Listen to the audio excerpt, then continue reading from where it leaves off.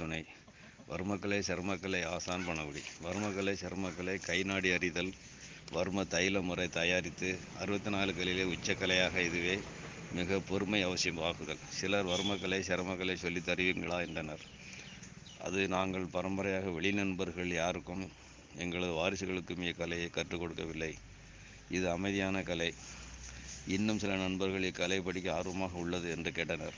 நாங்கள் அதற்கு, நீங்கள் நண்பர்களே, இதுவரை நீங்கள் படித்த கலை பற்றி கூறுங்கள் என்றோம். அதற்கு அவர்கள் சிலம்பம், வாள், களரி, ஈட்டி என்ற வேல்கொம்பு விளையாட்டுகள் தெரியும் என்றனர். நாங்கள் இதுவே உங்களுக்கு போதுமே என்றோம். அவர்கள் அதற்கு, இதெல்லாம் ஒரு ஷோ காட்டும் விளையாட்டுத்தான் என்றனர். நாங்கள், நண்பர்களே, நீங்கள் வெளியிடங்களுக்கு செல்லும்போது நீங்கள் படித்த ஆயுதங்களை கையிலே கொண்டு போவீர்களா என்றோம்.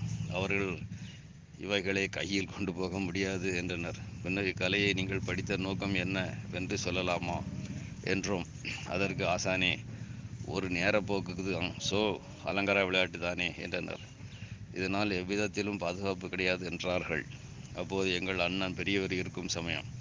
பெரியவர் சொன்னார், நாங்கள் பாதுகாப்பு கலையிலே மிக பொறுமை மிக்கவர்களாக இருக்கின்றோம். உங்களுக்கு குருவை மறவாமல் இருக்க முடியுமா என்றார்கள். அப்போ ஒன்று பண்ணுவீர்கள். நாங்கள் 4 அடி ரவுண்டுக்குள் நின்று வட்டச்சோடு கட்டி வர்ம சர்மக்கலை 7 செகண்டுக்குள் 23 பாயிண்ட். நீங்கள் சிலம்பம் 23 பேர் எங்களுடன் விளையாட முடியுமா? அல்லது களரியா 23 பேர், அல்லது 4 பிரிவு கொண்ட ஒரே சுருள்வாள், 4 பிரிவில் உள்ள சுருள்வாளை கொண்டு 23 பேர் எங்களுடன் விளையாட வேண்டும் முடியுமா?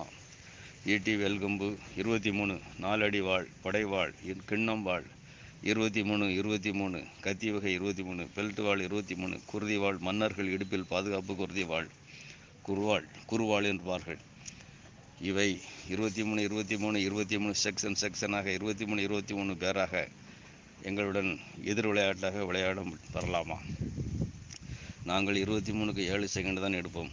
எங்களின் ஒருவர் மட்டுமே உங்களில் 23 பேருக்கு பதில் தருவோம்.